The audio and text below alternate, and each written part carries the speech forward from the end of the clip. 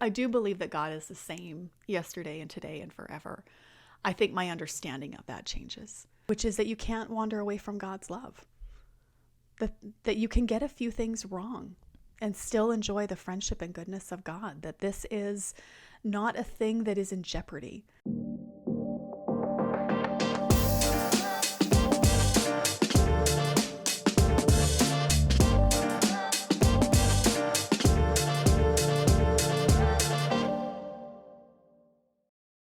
Welcome to the show today. You're in the right place because we are with one of my favorite writers in the whole world and just an all-around amazing person, Sarah Bessey. How's that for a build-up? Today we're diving into a really important topic that I don't think gets covered enough. What do you do when you feel like you're in the wilderness of your faith? Maybe you're in a wilderness season now. Most of us have been there at some point. Or maybe you're in a season where you're helping someone else go through the wilderness, someone who's feeling that way. Sarah's wisdom, her empathy, her thoughtfulness is going to be a blessing to you, just like it's been to me. I know you're going to love this episode. And don't forget this week to go check out Create a Course. You can find it at createacourse.biz, or you can get there by going to my website and clicking through. I built, if I can say so myself, a really amazing program to take you step by step through creating a course or a digital product or a mastermind group, anything that you want to share your expertise in and you want to share your wisdom with a large group of people. I am obsessed with the power of passive income, and this is the way that we can do it online. So Create a Course is going to show you how to do it. I was coaching for over 5 years before I ever made my first course. I was intimidated by the process. I wasn't sure if I had the right idea. I wasn't sure where to start. I didn't want to spend thousands and thousands of dollars for a training program to teach me how to do it, right? Those are all of the things that hold us back. But when I did start creating courses, I realized that I could help a whole lot of people all at once build passive income. And what I'm doing with Create a Course is I'm putting that power in your hand. I want every woman, some men too, if they want to, I want every woman to have that power to be able to build a business in this way like I have. I love this. This is so fun. I love teaching it. What I have learned through coaching women and teaching women how to build courses is that everyone has something inside of them that they can teach, something that they can share. And everyone listening to this podcast, if you're in this community, I know that you have a lot to teach and that you have a heart to help other people. And the great thing about a course is you can help people while creating that passive income. Whether you're what I like to call a sidepreneur, meaning you have a full-time job and you don't have a lot of time on the side, or maybe you're at home with kids and you don't have a lot of time. It would be hard for you, right? It would be hard for you if you needed to do 30 hours a week in this job, right? But creating a course is where you disconnect your time and the money earned. And it's an amazing way to augment your income. And the good news is you don't need to make a giant course to charge $1 million for it and have a massive audience. Sometimes we just need an extra $500 in our income every month. Imagine the freedom that that could give. So I went all out building this program, the step-by-steps, the tutorials, everything. And I did the craziest thing for the launch of this program. I priced it not at $1,000. I did a focus group. And in the focus group, I said, how much would you pay for this? And it was between $749 and $999. I did not charge it like that. I priced it at $249. Or you can do a payment plan for two payments of $125. Now, I did this because, again, I want to put this power and this ability in everyone's hands. I've told you before, I'm committed to teaching the best information at the lowest possible price. That's my calling. I feel like that's my job. So if you've heard me talk about it and thought, yeah, that sounds great, but I don't have $1,000 or I don't have $2,000, it's not. It's priced to serve people well.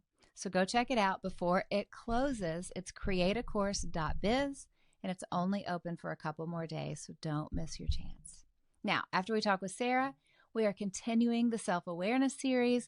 This week, we're in part 2. And I'm giving you a simple exercise to cultivate your self-awareness. Again, we want to cultivate self-awareness because it helps increase our peace and our joy, and it builds our emotional health. It helps us have healthy relationships, and it helps us reach our goals. It's basically a life hack. But it's not a cheesy life hack that takes 2 seconds. This is a life hack that people don't pay attention to. So I'm super excited to get into part 2. And the final segment of the show today, I'm bringing you an update on a skincare device that I bought last fall. Did it fix my wrinkles? Did it work? I'll fill you in. Okay, without further ado, here's my friend Sarah. Sarah, I'm going to embarrass you and remind you of the thing that I always tell you. You are one of my favorite writers. I love how you string words together. Every book you write, I read it and I go, oh, man. Ooh, if I could write like this. You are terrific. I was telling somebody recently that any book that you write or Kate Bowler writes, I'm down. I'm buying it. I'm buying copies for my friends. I'm all over it. You have done it again with field notes. I know you hate being put on the spot like this and embarrassed, but I'm going to do it. Congratulations.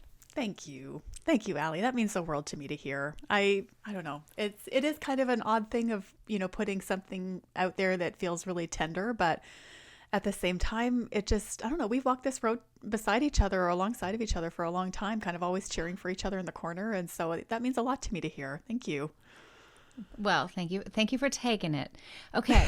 Now, and I can co-sign on the Kate Bowler love too, because I am the absolute same. There's no part of me that wouldn't ride at dawn for Kate. So I'm glad to hear it. I like that visual. I feel like someone should Photoshop us riding at dawn on behalf of Kate. I feel like that's great. Absolutely.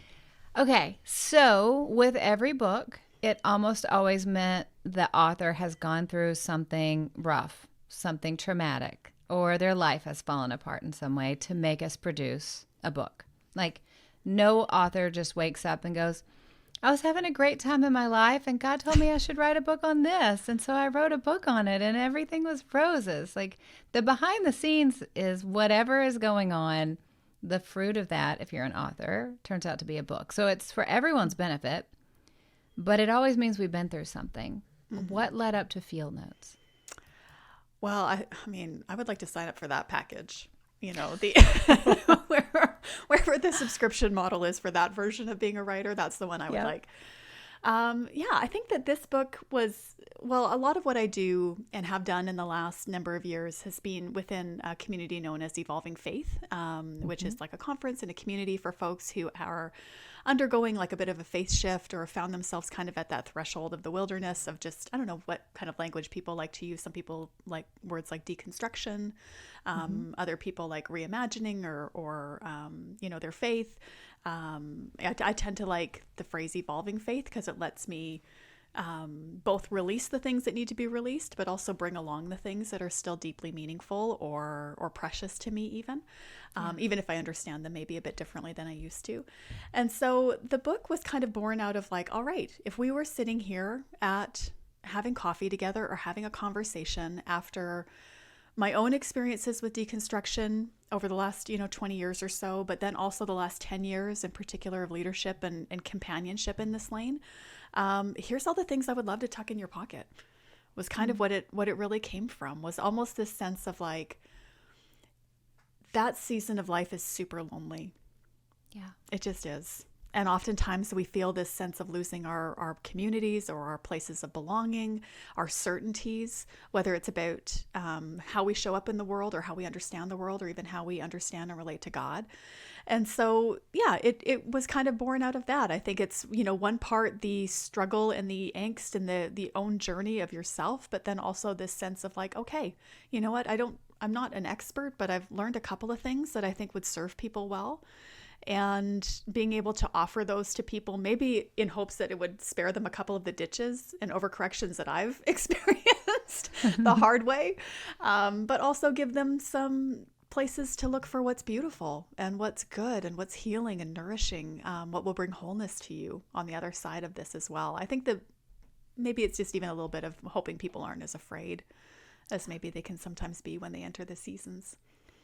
I think for so many people, the idea of deconstruction, and I know that's not your favorite word, it's not my favorite word either, the idea of examining our faith or reimagining our faith is very scary to people because many people worry, if I question anything that I've been taught, because normally it's the cultural things that we've been taught, does that mean I'm going to lose my faith? How am I going to end up at the end of this? A friend of mine went through some church hurt and then really took some time to think about everything that she had been taught in that church culturally.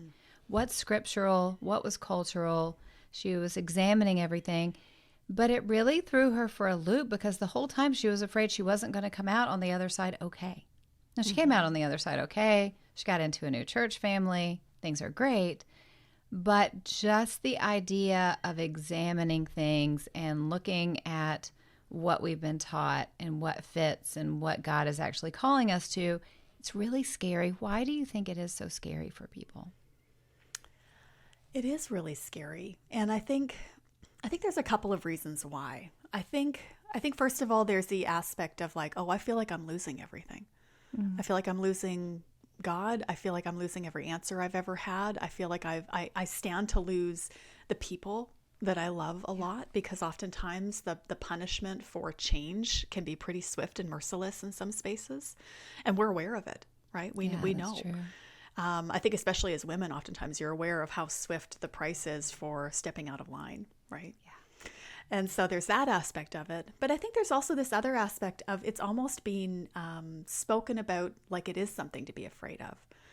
You know, I think that's one of the things that was really surprising to me in my own experiences with this process, is realizing like, oh, this is an entirely normal part of spiritual formation. And yet for so long I had been told like, well, if you dare to have any doubts, if you dare to have any questions, if you dare to peek behind the curtain, if you dare to, investigate the scriptures and see is this really something that I want to stand with, or even investigate how you read the scriptures, those sorts of things. There was almost like this narrative of like, well, you should just have certainty all the days of your life, or like somehow you will have arrived. Or there's even this stage of faith that is the if this, then that, kind of version of it, right? Well, if I think this, or if I do this, then this will be what will happen. And so oftentimes where we kind of find ourselves at that threshold, it often is because that equation isn't adding up anymore, right? We run out of answers. We become part of what I call like the company of those of us with unanswered prayers. Oftentimes there's a lot of grief, there's anger. I think there's been even a speed up of those feelings in the last 10 years or so for a lot of us, as we see a lot of our institutions getting very wobbly or being exposed for maybe not as advertised. And there can be this sense of betrayal or this sense of anger and grief to it, on a larger communal level, but then also on a personal level. So I think that's where sometimes the fear comes from. It's cultural, it's personal. I think there's even a lack of normalization about the idea of an evolving faith. I mean, for heaven's sake, like if you end your life with the exact same set of opinions and beliefs about God that you had at 22, like you've missed some things. You've missed a few invitations from the Spirit, like it's not even this sense of, I do believe that God is the same yesterday and today and forever. I think my understanding of that changes, and my response to that changes, and the deepening of that is an important part of spiritual formation. I genuinely believe that when we find ourselves at that threshold of change, it's scary, it's uncertain. We don't really know how it's going to go. We don't even know necessarily all the things that will be untangled in us. But it's almost always at the invitation of the Spirit. And it almost always is an invitation to growth and intimacy and change and transformation, to becoming more loving, I think to being reshaped into maybe what we hope is true about the gospel all the way along. But yeah, I think that being afraid is a pretty normal and natural response in that moment. And sometimes maybe that's all we need is someone beside us saying, it's okay. It's okay. You're not going to lose everything. Right. Yeah. Right. So how would you define what it looks like to reimagine, to be in this season? If someone's listening going, I don't relate to that at all, I'm not even sure what they're talking about, how would you explain it? Well, yeah, I think sometimes there's a lot of different ways to approach it. I think a lot of times it's something that we see happen a lot with, people in their 20s. But to be honest with you, I have lost count of the amount of people in their 40s and 50s and 60s and 70s who have found themselves kind of at that threshold. And like I said, there's a lot of reasons why. Sometimes it's doubt, sometimes it's questions, sometimes it's answers, sometimes it's the communities in which you find yourself suddenly you feel like they're going places you can't go, right? Whether that's politically or culturally or all sorts of different reasons. And so I think that's maybe even where a lot of empathy and permission and room is really a good place to start. I know that oftentimes when we kind of find ourselves at that crossroad, there's almost like this desire in us to pretend that we're just fine. Like it's not. I call this like doubling down. Like I know when I would hit those moments where I was like, okay, I've run out of answers. All the things I've been promised and thought was true are gone. So I'm just going to do them really hard. Like I'm going to do them better than everybody else. I'm going to go like double down all in on this. And that can work for a little while, but it almost reminds me of like, I don't know if you remember if your kids, when they were little, were into the Berenstain Bears. Oh yeah, totally. Okay. Yeah. That was like a fixture in my kids' lives. Yeah. And there's this one episode where she wants them to clean up the bedroom and they pick everything up and they shove it in the closet and the closet door is like bowed out, like full. And the room looks clean, but then mom comes in and opens the door and everything falls out in an avalanche. That's kind of how it could feel sometimes. It's like you just keep trying to shove everything into the closet and act like everything's fine, but it is distinctly not fine. And then you have this other alternative of just being like, well, I'm just going to burn it all down. I'm going to say there's nothing worth saving here. I don't want to have anything to do with this, this path and this. And I think that that's a normal response and probably a healthy one for a little while. But I think the thing that I was interested in then and now is what is that third way that looks like going through the wilderness, that looks like having room for the questions and the doubts and the critiques and the changes that maybe need to happen. Even I would maybe even use words like reformation that maybe need to happen. What are the things you want to toss that you're aware of that are not healthy or serving you, or that that are not serving even your community or the world? But then even on the other side of that, what are the things that are precious and that I want to hold on to? What are the things that have brought life and goodness to me or to generations before me that I want to hold on to or reimagine? And so that to me is, I feel like, where the path maybe would be for a lot of folks. And sometimes people will find themselves on that path without even having the language for it or knowing it. Right. And so oftentimes when I chat with people who are like, well, I don't know what this conversation is around deconstruction. This all feels weird. Like just, just take what you were given and keep going. But then when you start to talk, they're like, oh, well, wait, I remember in my 30s, I thought women shouldn't preach in church. And then or I thought women shouldn't do this. And then all of a sudden there was this shift. And it's like, well, that's basically what it is. That was your own experience in that. Some people, it feels very big and consuming and it will reset your whole life. Other people, it's very steady and small. But that experience, I think, is something that few of us get a chance to escape without a lot of self-delusion. It's a great way to phrase it. Right? And if we go into a season where we go into it honestly and say, Lord, I'm giving you all these things. I need you to go with me on this journey. Mm-hmm. I'm scared. I'm not sure what I think about this. I'm not, like you said, I'm not sure what's helpful, what's not helpful. He will be with us on that journey, and we will come out stronger in relationship with him than before. Mm-hmm. All of my children at some point, once they've reached adulthood, have gone through a journey of going, do I really believe my childhood faith? Mm-hmm. Is this for me? Is this what my parents have? But it at first would scare me, but then I realized if they don't ever make that decision on their own and examine what they believe in and what they love and what works for them and what doesn't, it's not their faith. It's just my faith borrowed. Mm-hmm. And of course, people throughout their lives, like you say, in the 50s and 60s and beyond, will get to a point sometimes where we go, well, what do I actually believe about this? Let me make sure that this is accurate between me and God. Mm-hmm. So if somebody's going through a wilderness season, if they're going through that journey, what do you want them to know? What's an encouragement for them? Well, I think that's one of the reasons why even when I was working on the book, I ended up structuring it as letters, right? And that was one of the reasons why, is because I think in a lot of ways, some of what feeds the fear or the angst around this is the fact that a lot of people will talk about you or talk over you or around you and even perceive you as a threat. And being able to really speak directly to one another, I think is really important. And so one of the things that I do really, really early in the book was kind of almost create this foundation that to me has deeply informed a lot of my work here, but also has deeply informed my own faith and my own journey, which is that you can't wander away from God's love.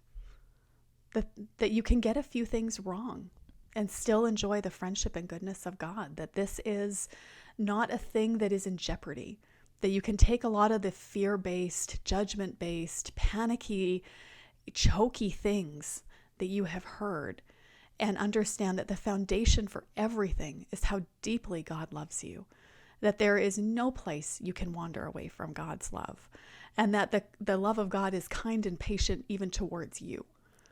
Right? And oftentimes we'll believe that for everyone else but ourselves. And so to me, that is a really important launching place. And a lot of the origin point for that happened with my own parents, I think, because it is a very common response. I think especially for those of us who came up maybe in like the intensity of the evangelical adjacent movements of the 80s and 90s. Yes. Like there was this idea of like, well, if you do all the things right, then your kids will turn out exactly the way you want them to. You can crack this code like it's a formula. And then when we all turned out to be people, and we went through our own evolving faith journeys, it can cause a lot of panic, right? For the, the people who raised us. So even your response is so beautiful and healthy, right? To give your kids that launch pad and that room for questions, a room for exploration, to know that they're not going to lose your love. That's exactly what I wish every person had, from their origin story with faith. But I think that's one of the things that my parents were able to give me during that season. I remember my dad and I having a really frank conversation right around the time where I was like, I don't even want to call myself a Christian anymore. Like, I want nothing to do with institutional religion. Like, just, all those different things, right? And I remember him saying, that he wasn't afraid for me. And him being very clear, he was like, I believe that you are searching for God, and I believe you will find God, even if it looks so different than how I've known or everything that I've known. And just even that permission, first of all, to explore, but also to know that I had his love and support in that.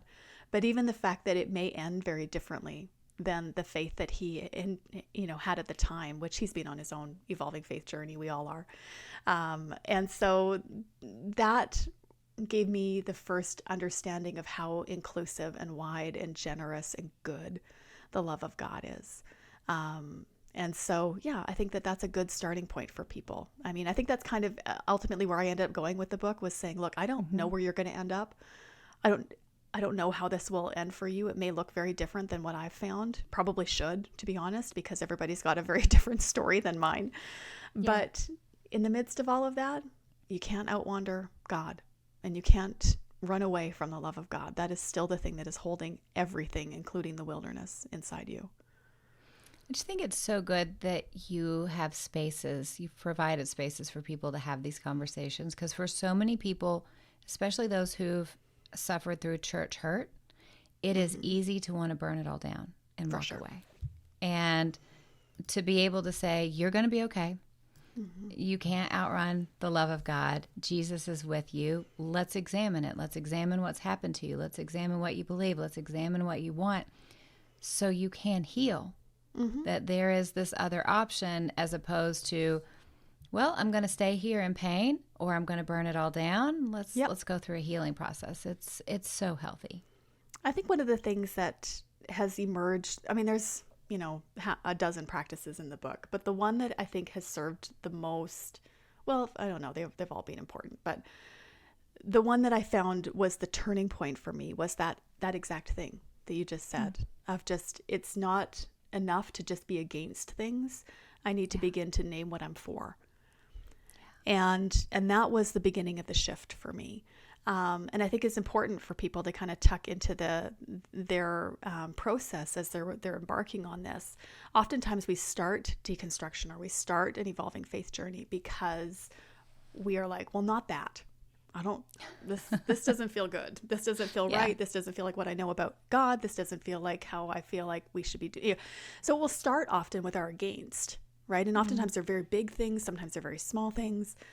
But I think the place of invitation is that exact thing of like, well, what is it that I want to be for? What are the things I'm hoping for? Am I willing to make some room and some practice and some embodiment for the things that I'm hoping for in this world? And having room for that, I think, is the shift towards like, okay, I could actually reimagine here. I can find a home here. I can build a life in that sort of shelter. That's so good. Okay. Yeah. All the practices are fantastic. Can we have one more to end on? Sure. No pressure. How do you pick a favorite child? Pick one more. I know, right? Well, there's a few that I'm really not good at, which is why they're in there. But I think one of the other ones that was really important for me was learning how to love the world again. That turned out to be really important, and it was reinforced for me during the pandemic. Again, I think that in a lot of ways, the initial versions of faith that I was given almost pitted like what's sacred against what's secular. Oh, 100%. Right? Yep. Like, just like, these are the Jesus-y things you can do. That's quiet time and going to church and doing your tithe and whatever else. But then there's the rest of your life, right? But the way that God has just like demolished every self-made boundary that I tried to erect between what is God's and what is not ended up being a tremendous amount of freedom, because all of a sudden you realize that all the invitations for the abundant life I believe we find in God is just promiscuous. It's in almost every area of our life that God is hiding in plain sight in our like everyday walking around lives. And so that practice of learning how to love the world again, of learning how to love things in particular instead of in general, I think even was really helpful for me. I think especially when life got very small, both pandemic and then also my life got very small in the aftermath of chronic illness and learning to adjust and kind of accumulate all those losses that can happen. Yeah. It was like, all right, I need to stop thinking in big sweeping generalities and get really tactile and get really small. And that was a reset for me of being able to say, okay, if mostly what God does is love the world, what does it look like for me to love this in particular? And love everything as it is right now, as it could be a gift and an altar and an invitation from the Spirit in almost every moment of my life. That was revolutionary for me and continues to be, I think. That's so beautiful. Thank you for sharing. Thank you. I didn't talk about the one on peacemaking because that's a hard one for me. Well, and here in the U.S., we are going into election season, so a lot of these practices maybe that'll be a good one for folks to very have. Healthy when. Because a lot of churches go crazy over politics lately. And there is, for a lot of people that I've spoken to, this, I can't do this anymore. We're going to burn it all down. Church isn't for me after all. So let's not burn it all down. Let's be intentional. Let's let ourselves evolve and let ourselves love. Which is not always easy, especially in election season. So true. Okay. Fun questions for you. Share your Enneagram number. Oh, I probably already tipped my hand on that with the last answer. So I'm an Enneagram 9 with an 8 wing, which is the peacemaker. But the reason why peacemaking can be difficult is because we have a bit of a default towards peacekeeping and just kind of going along to get along. And so, so I'm a pretty much textbook classic Enneagram 9 with that 8 wing that pops out every now and again. How does your Enneagram 9-ness and with the 8 wing, how does it show up as a writer? I think it shows up. It's funny to me, even now looking back, how often people who have known me for a really long time say that they are constantly surprised by what I do, because oftentimes it does attract a lot of criticism or critique, or it can be misunderstood. For someone who hates conflict as much as I do, the fact that I feel genuinely called to talking about things like feminism and religion and politics and all these other things is probably the best joke that God ever played. And so I think that that's maybe where that balance comes in a little bit. I tend to approach a lot of these really heavy, deep, intense spaces with the heart of a peacemaker. And so to me, I want to be able to say the true thing, which I think is where the 8 wing really helps, right? To be able to just actually own and speak and not to balance that out maybe with a bit of assertiveness or a sense of even loyalty and truth to that. But then there's this other part of me that's like, but also let's try to bring as many people along as we can. Let's try to build as many bridges as we can, as many on-ramps to transformation as we possibly can. And so I hope that shows up a lot in my work. I think as I get older, it's getting even stronger maybe. But yeah, I think maybe that's where you see it the most is like, okay, I'm picking up this book on feminism, or I'm picking up this book on religious deconstruction. I'm ready to burn things down. And then you're met by like this happy, clappy mom in her mid 40s being like, God loves you, you know? I love it. I love it. It's a great blend. Okay. What about a song that you have on repeat right now? Oh, that's a good one. So one of the things I ended up doing that was really fun for the book was we have a guided journal with it, which is my first time doing that. I'd never done that before. And in there was a prompt to like create a playlist for evolving faith. And so I did. And I took my own advice, which is something I rarely do. And so I ended up going through and I created like this tremendous playlist with like 7 hours worth of music. But there's 2 songs on there I keep hitting repeat on over and over again. And one is called Plowshare Prayer by Spencer LaJoy. They were at our last 2 Evolving Faith gatherings ago. And if people haven't had a chance to go and listen to Plowshare Prayer, it is just a phenomenal song. And then another one is Maren Morris's The Tree. Both of those feel like really strong, Evolving Faith songs. But there's, like I said, there's a whole bunch on there. And I sometimes can have a hard time feeling my feelings being an Enneagram 9. So music can be a way that you can kind of hack your crying. I'll just be like, well, let's go put this on and go for a long drive and, cry it out and sing really loud. And then we'll come home. And that's basically, does it count as therapy? I don't think it does, but it should. Okay. Is it public? Is the playlist public? Can we get to it somehow? Yeah, no, for sure. I'll send you the link. I'll send you the link. Okay, good. We'll put it in the show notes. Sure. That's so fun. Okay, what about a TV show or a movie that you love? Well, this is a harder one for me. I'm not a huge TV watcher. I tend to be more of like a pseudo-hermit bookworm. But I watched a movie.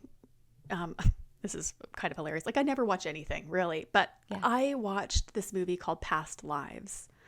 Have you seen this yet? I haven't, no. Okay, it's been nominated for like a bunch of Oscars. It was like a debut film. Yeah. It was so beautiful. I have felt haunted by it in like the best possible ways. It's a very gentle, quiet, like thoughtful, subtle sort of movie. But and the whole time you're watching it, you're just kind of like along for the journey. But then all of a sudden it just kind of culminates in just this clarity and beauty about like love and seasons of your life and choices. And it is such an elegant and gorgeous movie.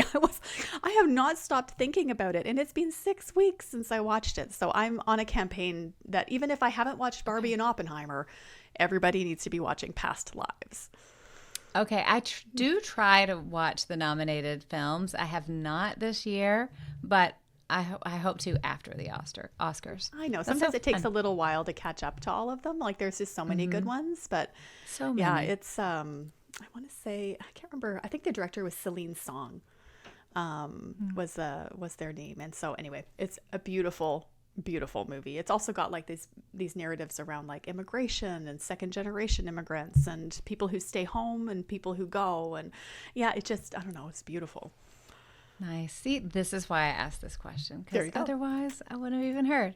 What about a book? Speaking of you being a bookworm, what is a book that you've told friends to read? So many. Gosh, well, you talked about Kate. Kate's latest book is phenomenal. Have a Beautiful, Terrible Day is such a great book.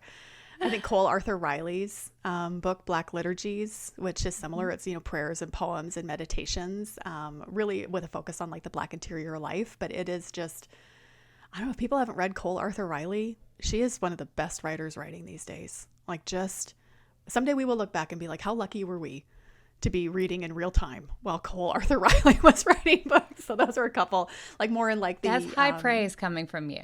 Yeah, the prayer and meditation or devotional kind of space. There was I'll give you two. One's nonfiction and one's fiction. I've had the Pulitzer Prize winning Demon Copperhead by Barbara Kingsolver sitting on my to be read pile for like a year, and just kept being like, oh, I'll get to it. That's one of the best books I've ever read in my life. Really? It was, holy hell. She is a phenomenal writer. Genuinely, you feel like she's channeling the young person whom she's writing about. But basically, she takes like the plot for David Copperfield and imposes it or translates it for modern day Appalachia during the opioid crisis. But it is so compelling. I don't think I did anything for a whole weekend until I was finished. It was a phenomenal book. So that was one fiction book that's really good. And then one nonfiction one that I really loved is called One Long River of Song by Brian Doyle. And I'd heard about Brian Doyle as being like one of the best kept secrets in faith-based writing. Like he's just always kind of being a bit under the radar. And he passed away a few years ago from cancer at, I think at just 60. So, but this was like a collection of his essays and notes. And so if people like things like John O'Donohue, they would really like Brian Doyle's stuff. Barbara Brown Taylor, Kathleen Norris, if they like a lot of that writing. But this was one of those situations where it was so beautiful and so poignant and so wise and so marvelous that I checked the book back into the library, went to the bookstore and bought it just so I could have the joy of marking it up and like dog-earing all the pages and saving it because it was so, so good. Really, really beautiful writing. And just reminded, it's one of those books where when you finished, you're like, boy, I'm glad to be a person. I don't hate everybody anymore. And that feels good. So, even in light of the election season and everything we were talking about, it's a good book to remember that you can like people and not That's everything great. is lost. Yeah, not everything is terrible. Yeah, exactly. So there's a few. I could talk about books all day long though, Allie. I'm sorry. I love it. That's why I was like, give me everything that you have. We will link them all.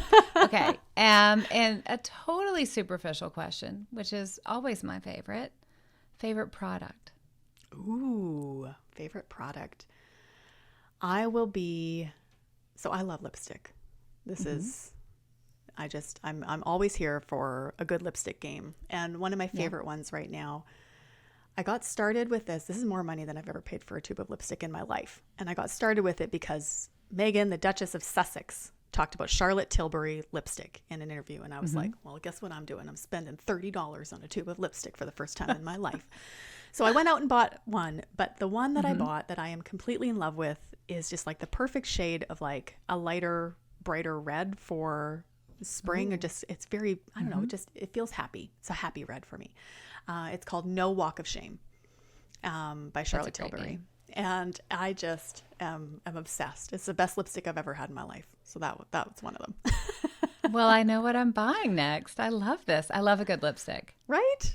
Yeah. But you've always had really good lipstick game. You always have. Well, there's something that happens when you grow up in the South. You turn 14 and you start wearing your grandmother. My mom never wore makeup, but I'd start like getting into my grandmother's makeup. And I was like, lipstick.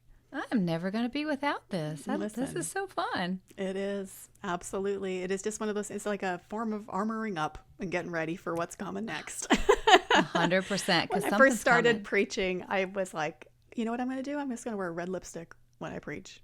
Just let's rock and roll. Let's just do it. It felt like a little bit of like courage, or for some reason in those early days. I love it. I love it. Well, awesome. Tell everyone where they can find you and tell everyone why they need this book. Oh, well, you can find me just at sarahbessey.com. That's kind of the hub for everything from my newsletter to books to social media, evolving faith. You'll kind of find everything there, but I'm just Sarah Bessey pretty much everywhere. And then in terms of why they may need the book, I think, I'm sorry. I didn't realize I had my landline ringer on. Just hang on a second. What is that, a landline? Does that exist in the world? Is this a Canadian thing? We don't have Genuinely landlines is. in the States I am anymore. a grandmother, Allie. Like, how have we not talked about this? Like, I knit. I like being home in my house. I like comfy clothes. I'm still wearing all the things I wore as a teenager. I'm wearing like overalls like it's 1993, and I've got a landline. Yeah, I was just like, I didn't even know they existed. I That's usually amazing. have the ringer off so it doesn't bother anyone while we're here. It's nice because then when all those home family things are happening, they're not ringing my mobile. So my mobile is just for people I actually want to talk to or be in touch with. Yeah. And my landline is for like the function of my life. And I can just kind of be like, I'll deal with it when I come home, and I'll listen to the dentist and the orthodontist and whatever else I need to do, and we'll deal with that. Keeps them off your phone. It does. On your hand. I like that. Does. I know. Well, that, and I don't know. I'm ready for my not changing anymore era. Yes, please. Let's bring anyway, it. I can't remember where we were, but that's it. Okay, no, this is so fun. On YouTube, we don't edit anything, so funny. This will be fun for everyone to have our landline discussion. Audio will miss it. That's the benefit of YouTube. I also put bloopers at the end, not of you, of my bloopers later.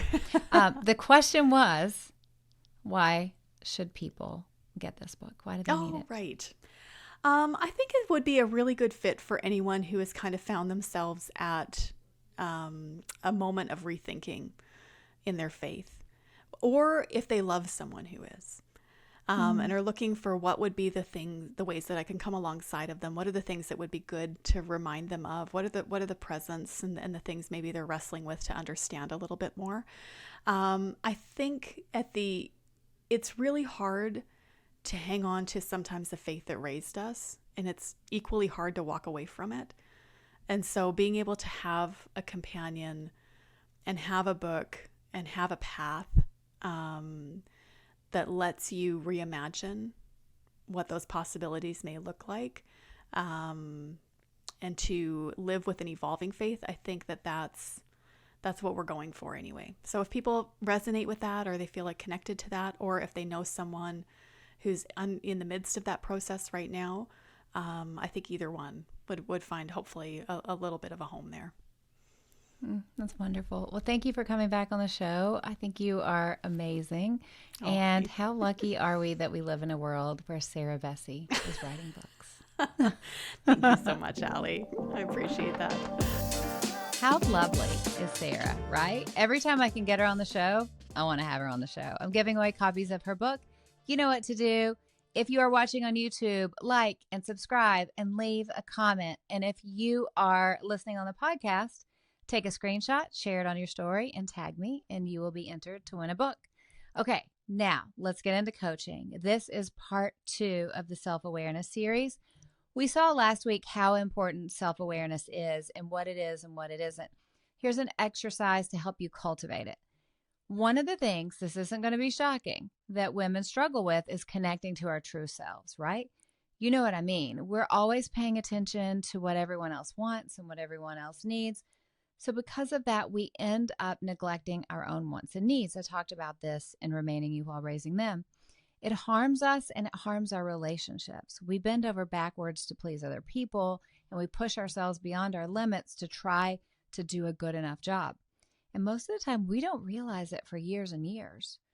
And one of the things we struggle with as women is connecting our reactions to the situations in front of us on a deeper level. Because our time and our energy is so often spent caring for the wants and needs of other people, we don't have a lot left to think about anything beyond the next thing we have to do. Can I get an amen? And am I stressing anyone out right now just talking about it, right? This is what happens. It goes on for years. Don't let this discourage you, though. Don't let us talking about it discourage you. There's a way to start noticing your reactions and letting that information shape how you react in the future. Let me give you an example. When one of my boys was little and had a meltdown, my immediate response in my body is my shoulders and my neck would tighten. So much that every few years when I got a massage, they would be like, wow, you have the worst back I've ever felt, between my shoulder blades, between me carrying my stress in my upper back and working on a computer all the time. My neck and upper back was a mess. So I could feel that area tighten up, and I almost always let out a frustrated sigh. Well, what do these things tell me?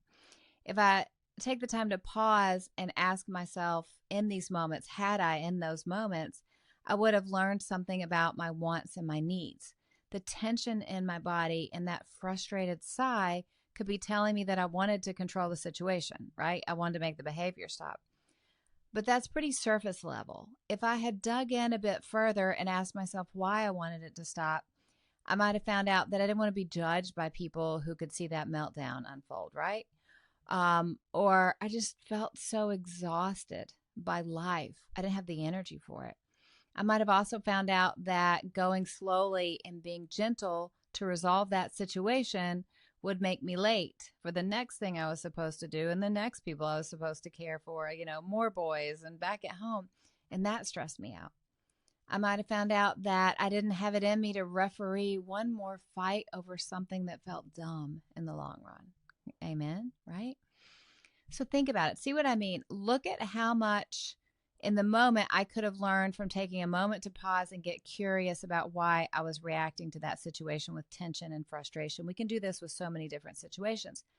I could have understood at the time on a deeper level that would help me know how to react better to those situations that popped up in the future. It was too late for me. Luckily, the boys aren't having public tantrums anymore, but it's not too late for you with whatever it is. This will happen for you too. As you begin to tune into your body's signals and ask yourself questions about them, you'll be able to respond to situations around you with more wisdom and more grace. Maybe it is a kid losing their mind, melting down. Maybe it is a colleague that drives you crazy, right? Maybe that colleague, every time you come in the room, your stomach hurts because you're nervous about what kind of chaos they're going to bring to the situation. Ask yourself how you're feeling. Pay attention to how you're feeling. Kind of go a level deeper so you're aware of what's going on in your body. What happens to so many women is what I talked about before. We're not paying attention to ourselves. We're not paying attention to our reactions, and we're kind of numbing out and not paying attention at all.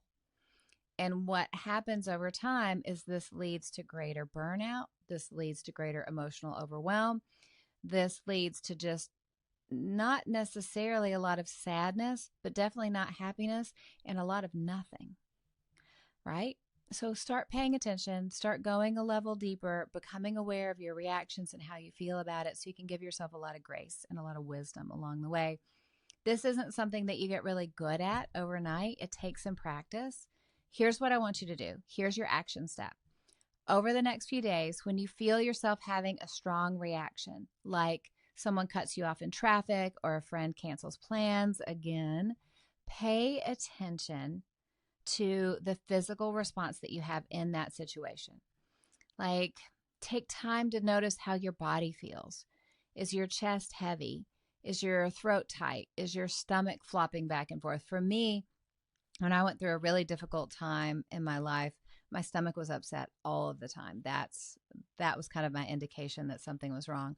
Once you know what you're feeling in your body, you can take it a step further. If that feeling in your body could talk to you, you want to know what would it say, which I know sounds weird at first. When my therapist first started doing this with me, I would roll my eyes and be like, this is the dumbest thing I've ever heard. So go with me on it, okay?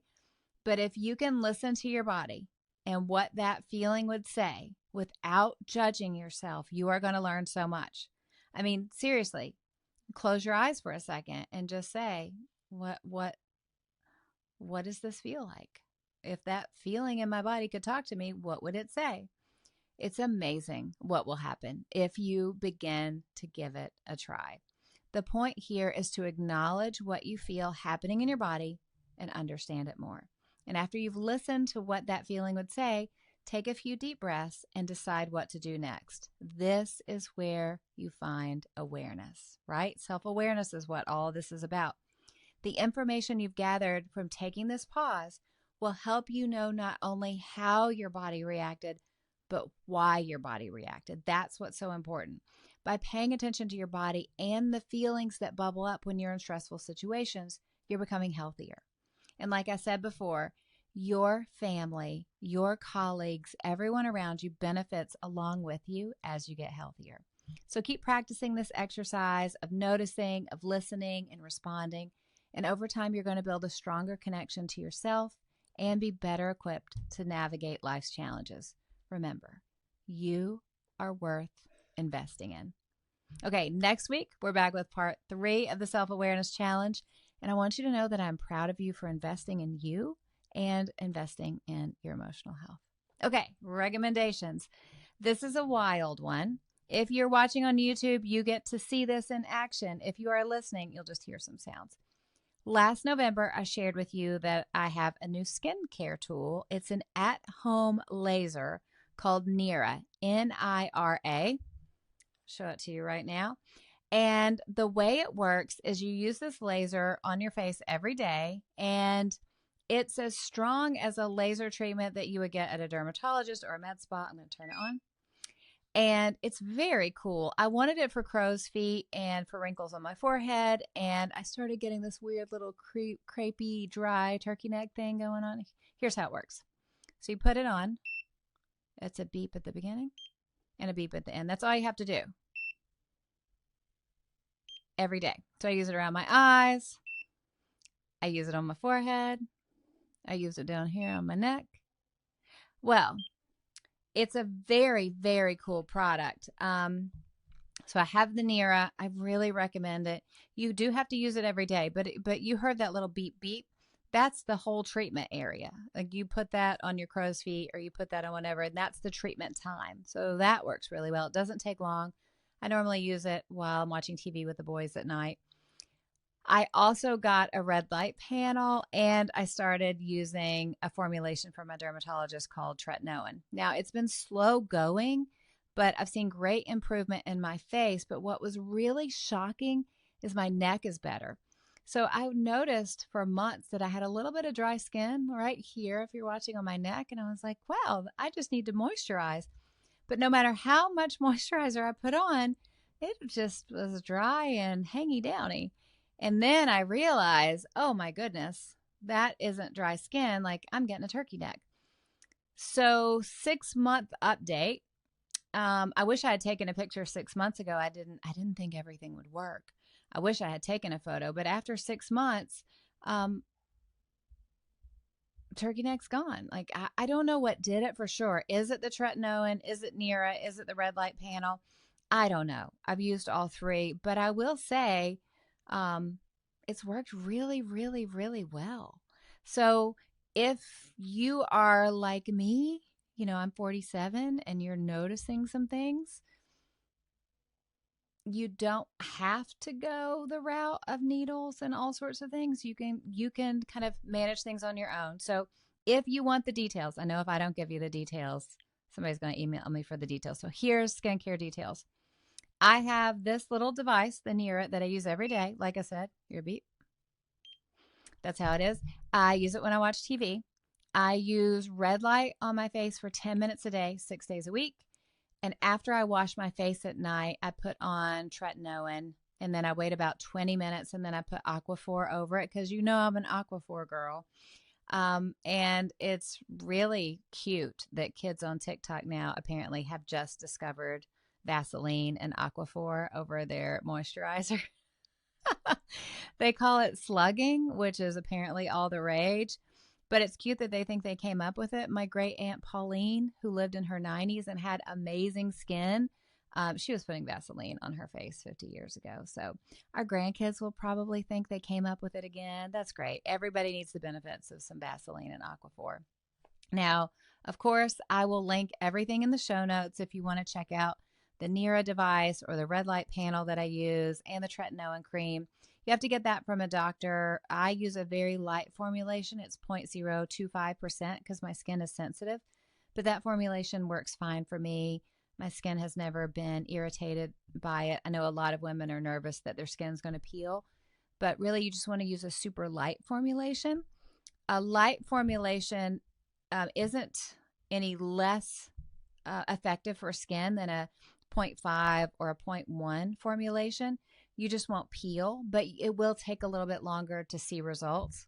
but that's fine. I'd rather not have red peeling skin from retina A and just see results a little bit later. So I hope you enjoyed Skincare Corner with Allie this week. Whether you're here to build your faith or build your business or get some great skincare tips, I got you covered. I am so glad that you're here.